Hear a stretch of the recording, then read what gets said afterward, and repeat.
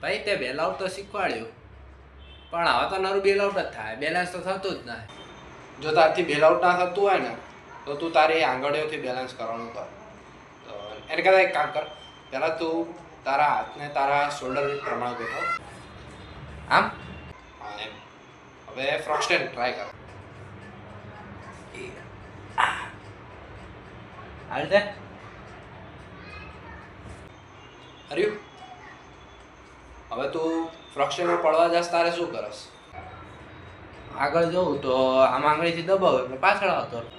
પાછળ જોઉં તો આમ હાથ આમને આ ભાગ દબાવું તો આગળ આવતો રહું. બસ તો આ વસ્તુ તારે હેન્ડસ્ટેન્ડ કરતી વખતે થવાની. હે જો તને દેખાડું.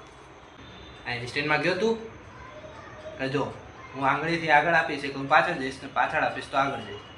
આ રીતે હું હે ને બેલેન્સ કરીશ.